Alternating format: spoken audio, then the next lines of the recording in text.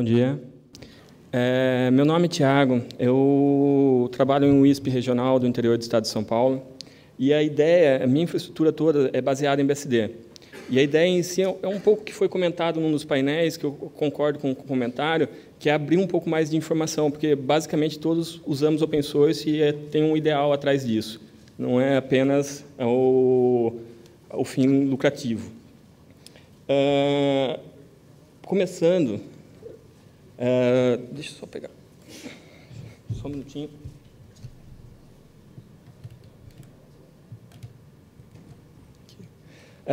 Qual é a ideia? É montar um concentrador PPoE que seja dual stack, apresente baixo custo, open source, tenha uma boa performance e que seja totalmente customizável. Ele acaba sendo bem escalável. Assim, alguns comentários eu vou fazer à frente, mas ele apresentou bons resultados. Trabalho com isso há cerca de 3 anos, médio, já está em produção.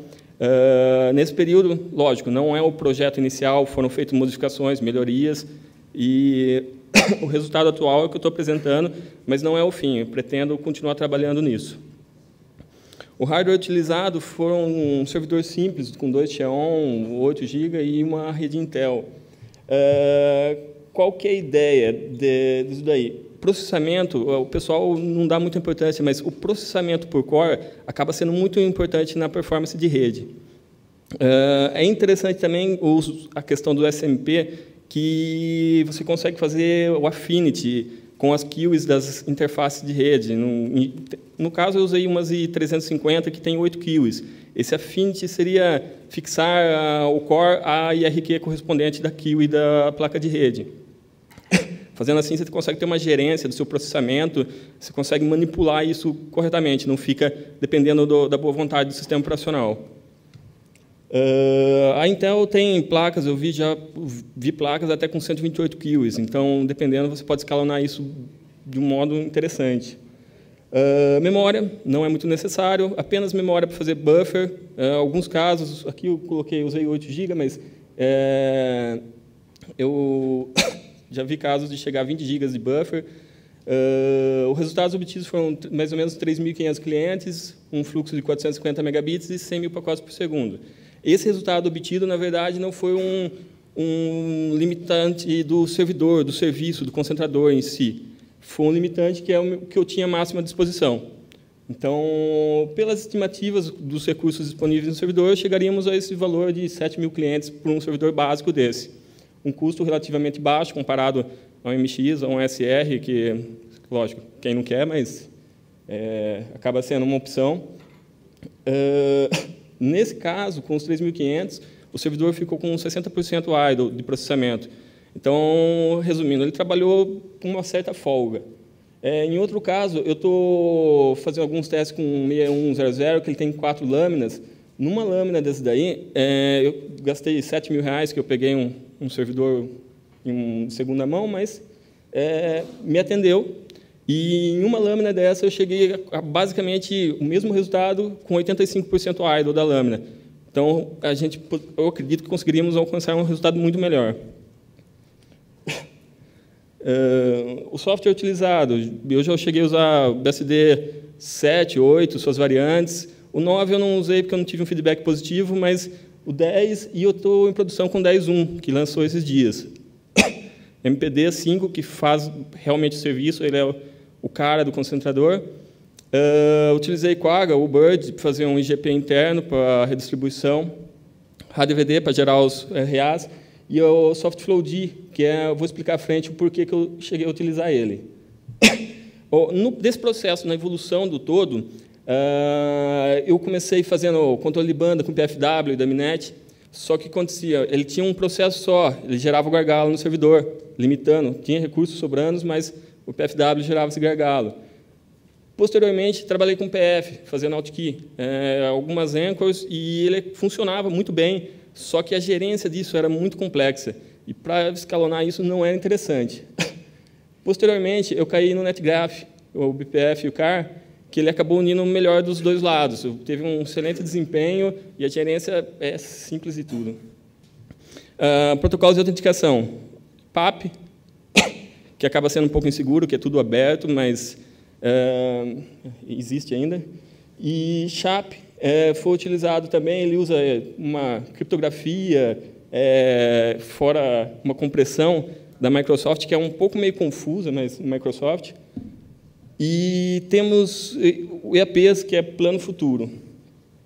Essa é uma topologia básica da implementação. Você tem um link do seu upstream, entregando o seu switch. Aqui tem 2 radios e 2 MPD5, só para questão de redundância. Na verdade, é uma infra sua, pode variar muito. Essa é um exemplo apenas, para poder entender. São VLANs distintas para comunicação com radios e com o mundo. Um switch de acesso para comunicação com sua infraestrutura, sendo que sua infraestrutura, o necessário dela é que tenha Layer 2, converse Layer 2, EVPN, VPLS, isso é indiferente, desde que garanta que o pacote Layer 2 chegue até o servidor. E isso não é necessário que seja um switch.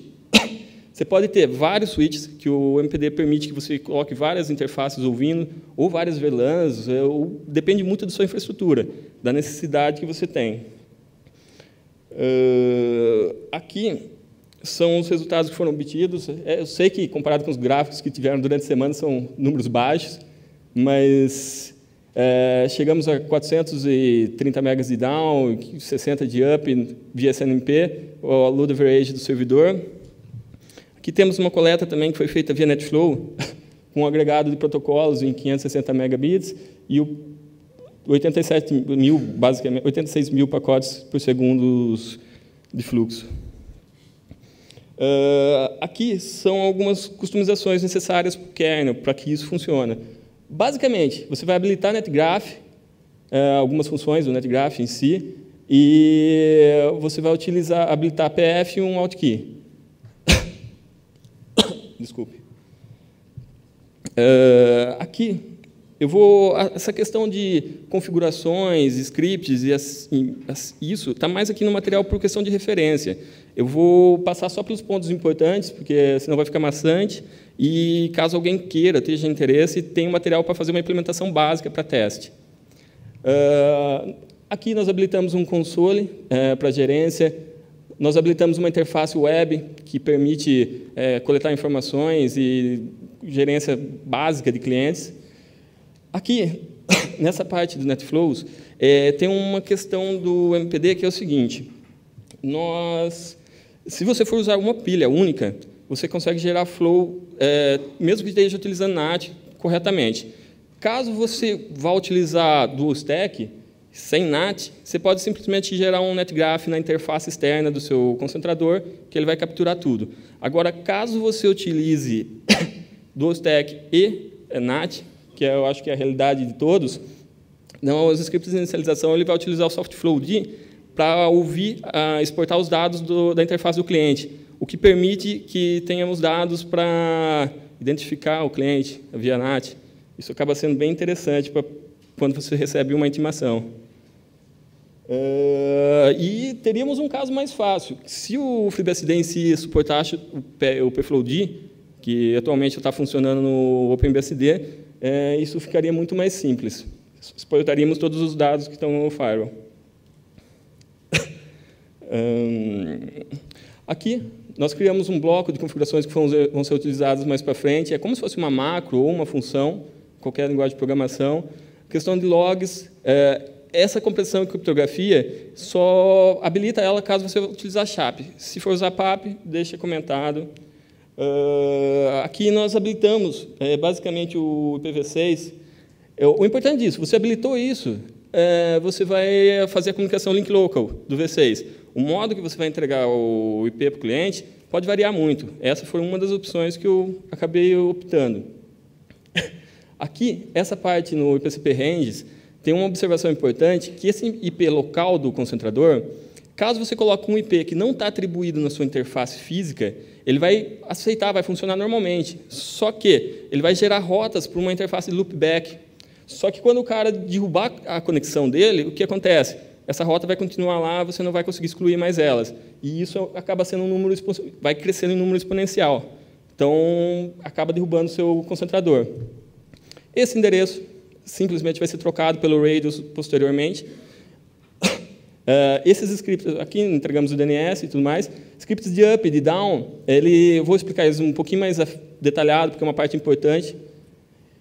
E proxy ARP não é muito elegante, mas a ideia do proxy ARP é que possibilita você entregar a /32 para os seus clientes PPOE, que eu acho que é uma realidade geral.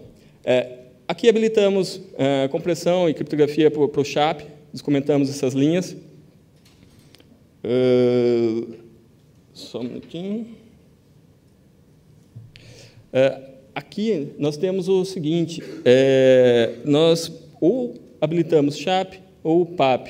É só uma opção que você consegue. Eu já tentei, em várias ocasiões, deixar as duas hábeis, porém, alguns roteadores Xing Ling acabaram apresentando problemas, então, como eu não tenho controle do router do cliente, do CPE, eu acabei cedendo por optar por uma só.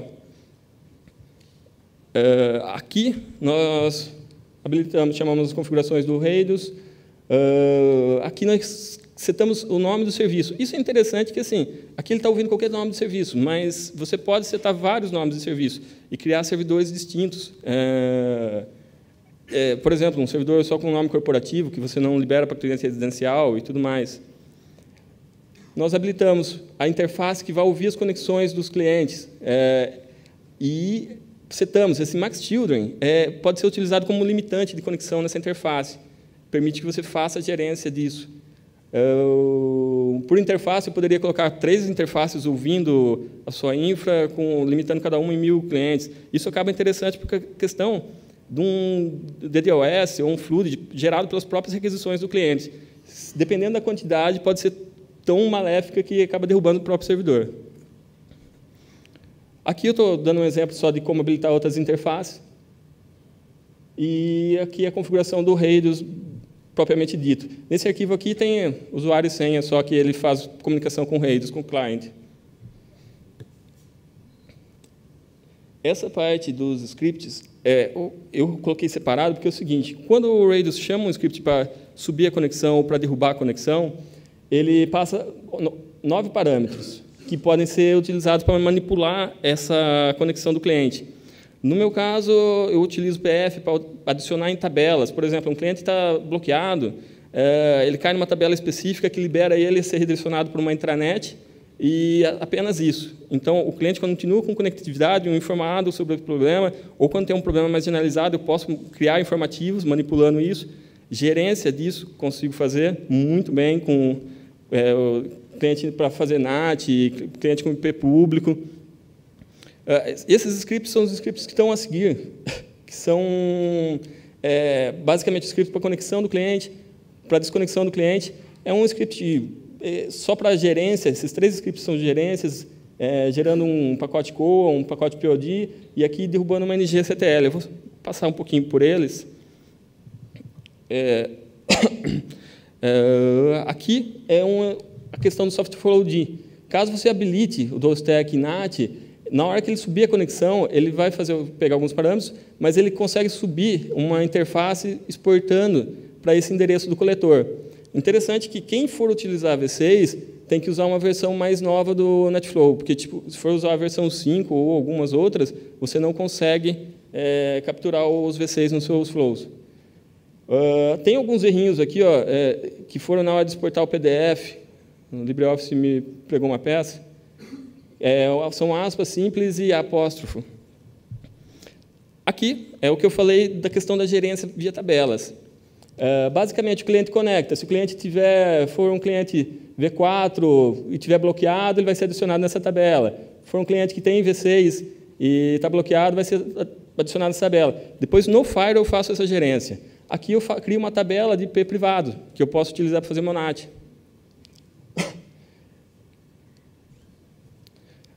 Aqui, basicamente, entra a parte de como fazer o V6 funcionar nessa questão. Eu optei aqui, eu tenho 2 opções. O script de up, ele faz a seleção do seu prefixo, da sua base radius, e que está associado ao cliente.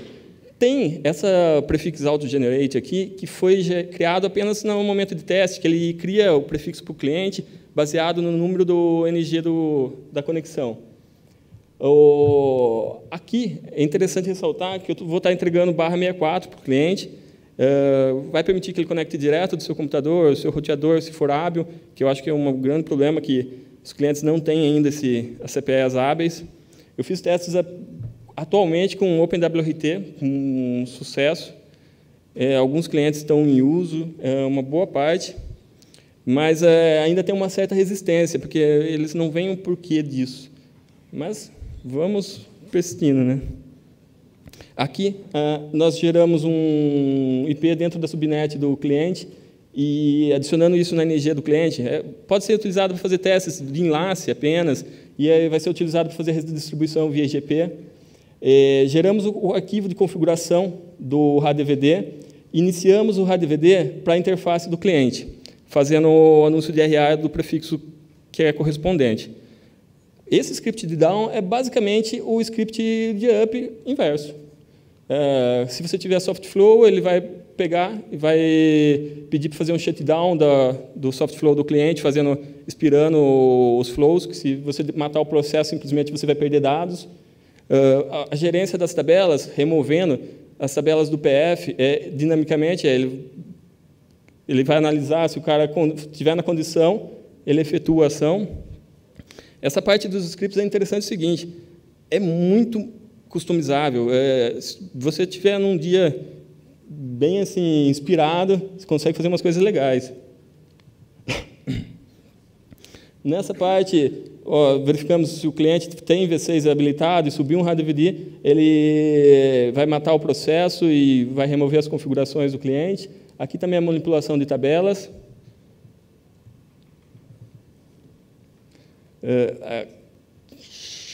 Aqui nós temos a questão do COA. COA é Change of Authority. O que vai acontecer? Ele vai gerar um pacote para mudar, nesse caso, o COA em si é um pacote que você vai conseguir mudar informações da conexão sem derrubar a conexão do cliente. Nesse caso, esse script está utilizando para alterar a velocidade do cliente. Aqui, estamos calculando o rate limit e geramos o pacote e enviamos para o seu NAS, ou BRAS, ou concentrador PPoE, e vários nomes são utilizados. Esse script aqui, a seguir, gera um POD, simplesmente solicitando uma desconexão do cliente. O que vai acontecer? No caso, eu tenho vários concentradores distribuídos. Se eu gerar um pacote desse para um cliente, ele vai dropar o cara de qualquer concentrador. Essa é a parte interessante disso. Não tem muito segredo, os scripts são fáceis de entender, mas ficar linha a linha vai ser um pouco maçante. Caso o POD não funcione, temos uma alternativa, que é o NetGraph, derrubar a conexão do cliente, só que esse script já tem que ser executado localmente no seu concentrador. Simplesmente você derruba a interface do cliente e faz um update no Rails, avisando, esse cara está offline, ele pode conectar de novo, senão ele vai começar a ter MPPs, múltiplos logins. Aqui são algumas interfaces que acabo utilizando. Eu utilizei Log.io para gerência desses logs de autenticação, para o suporte poder visualizar. Legal do Log.io é que ele suporta múltiplos screens e tem um filtro tipo grep para o pessoal utilizar. E se você fazer um servidor desses log e tal, você consegue adicionar vários servidores ouvindo uma tela apenas na sua intranet ou no seu sistema. Você consegue fazer a gerência disso com suporte. A tela de administração web do MPD, que você consegue coletar algumas informações e derrubar as interfaces do cliente.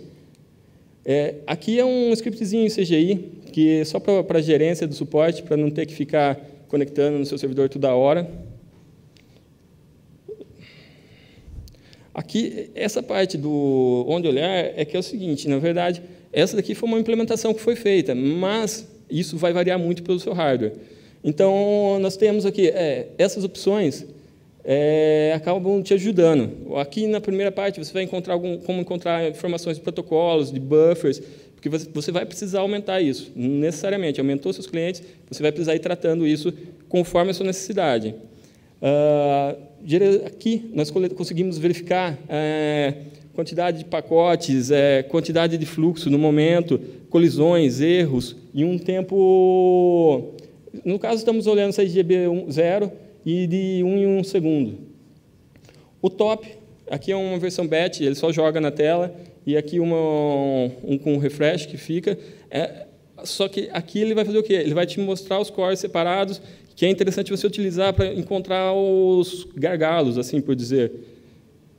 Nós temos esse HWPMC, o que ele faz? Você carrega um módulo de kernel FreeBSD, ele vai começar a gerar vários dados que não existiam antes. E um exemplo aqui você consegue ver as chamadas direto ao kernel.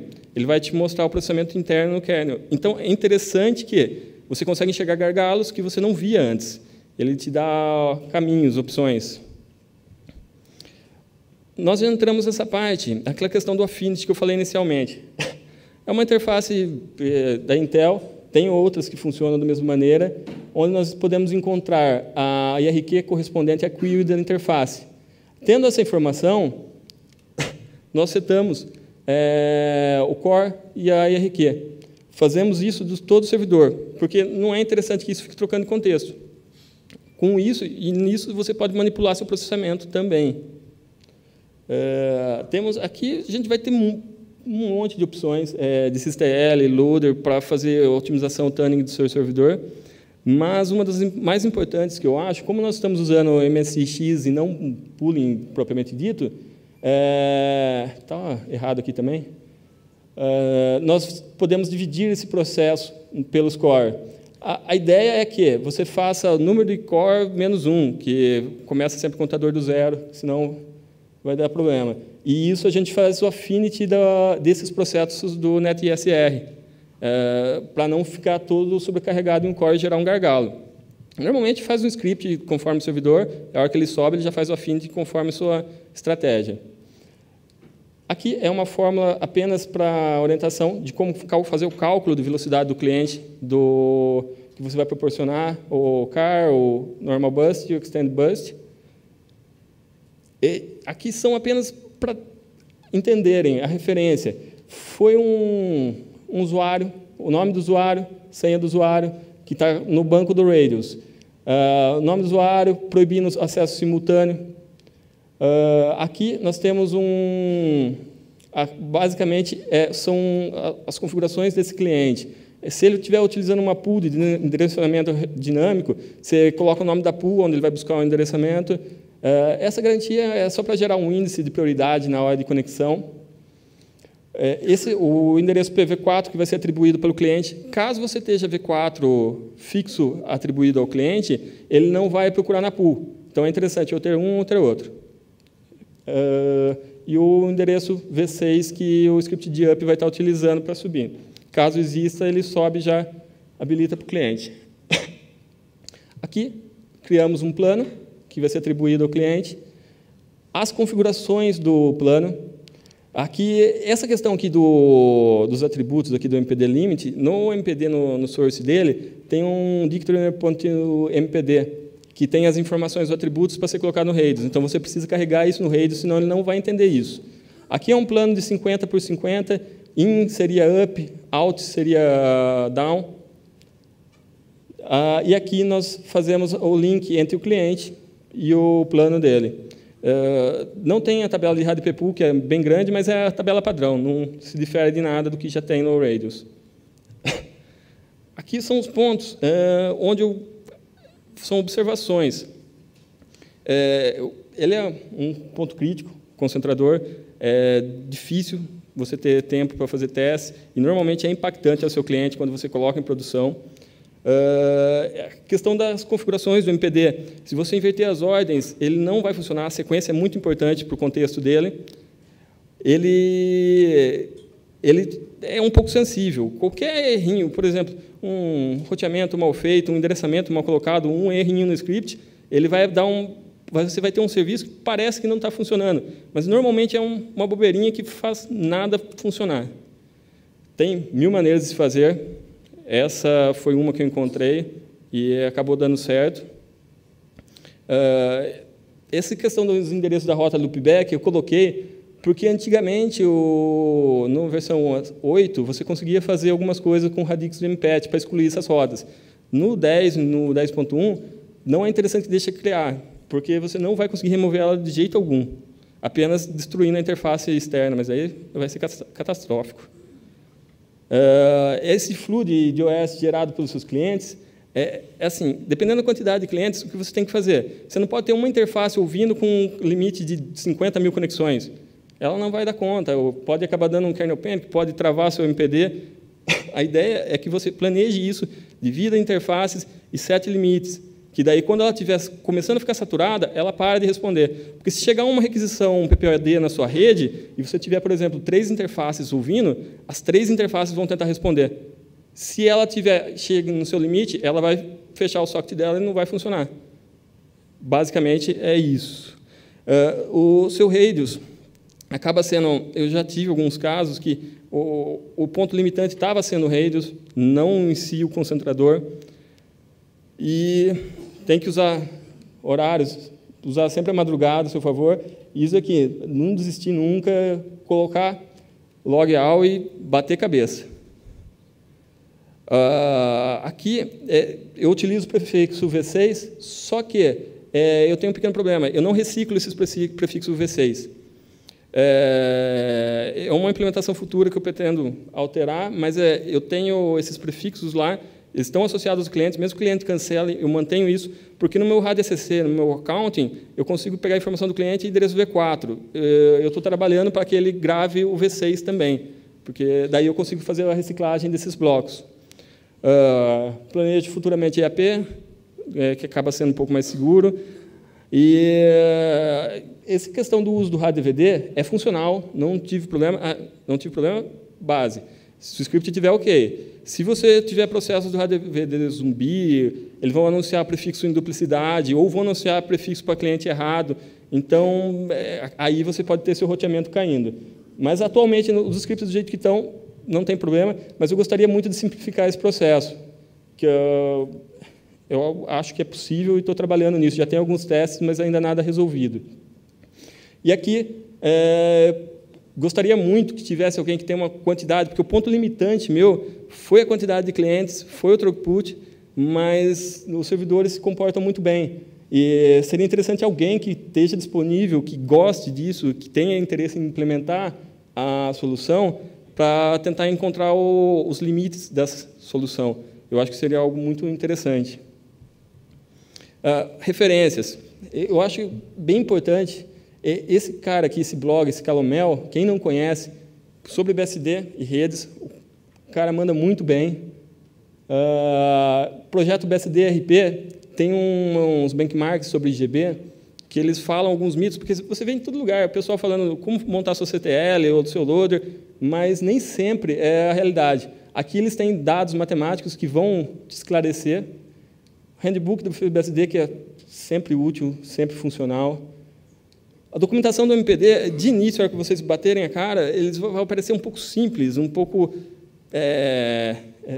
bem assim, pouco utilizável. Mas quando você começa a entrar no mundo deles mesmo, é a única referência que você tem. Então, é um bom manual, como sendo a última referência. Questão sobre NetGraph, que é a base de tudo, tem essa Universidade de Tóquio aqui, fizeram uma apresentação na BSDCon em 2012, é uma introdução a NetGraph, está muito legal. E aqui, fóruns russos. O pessoal usa muito MPD, muito FreeBSD, ajudaram muito durante esses 3 anos. E aqui vai sair, acho que semana que vem, vai sair na BSD Magazine um how-to completo disso aqui, com todas as informações, radios, CCTL e afins. Eu acho que facilita um pouco. Contribuições e ideias, adoraria. E quem gostar de contato, e-mail e nick na Freenode. Eu acho que é isso. Perguntas?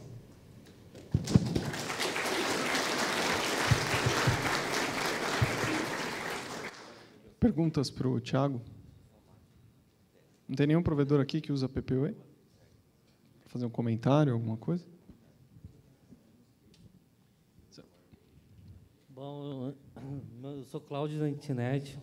Bom dia. Eu já fiz esses testes, ele até sabe, tem um amigo nosso em comum que compartilha informações. Lá a gente teve um probleminha que eu fazia um fluxo de conexões e ele travava. Só que a minha diferença é que eu usava o IPFW no lugar do PF. A gente até comentou isso ontem, né? A questão também é interessante. Não tenho microfone. A questão é que é o seguinte, uma das questões, eu até comentei contigo, é dividir nas interfaces, colocar os limites. Eu acho que talvez pode ser o passo. O IPFW, não cheguei a fazer o teste na versão 10 com o IPFW, e também não tenho o número excessivo. A questão do flood em si, eu tive problemas quando ficava uma interface num servidor só ouvindo muito, e, por exemplo, derrubei todos os meus clientes para eles conectarem no servidor.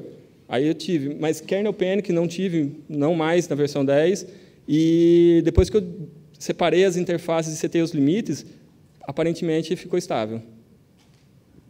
Outro comentário tem um russo, não sei o nome dele, mas eu cheguei a trocar informações com ele, ele chegou a colocar 10.000 conexões.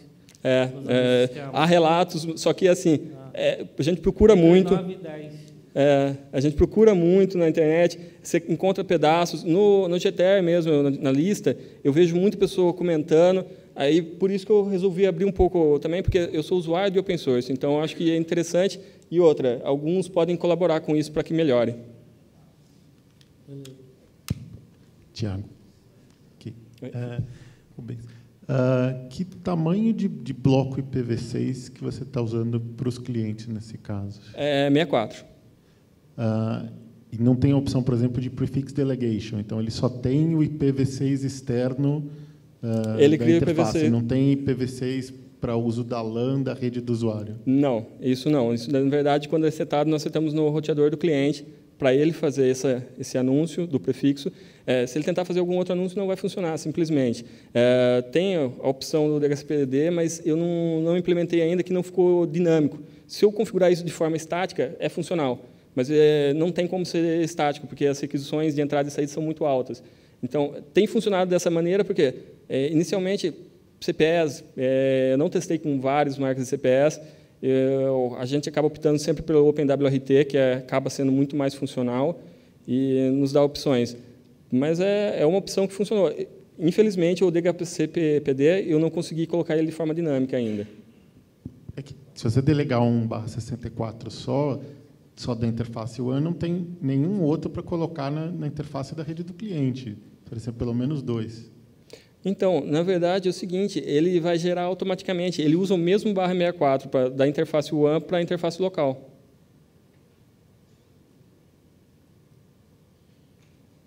É funcional. Não sei se é o jeito certo, mas tem funcionado muito bem. Tá bom, obrigado.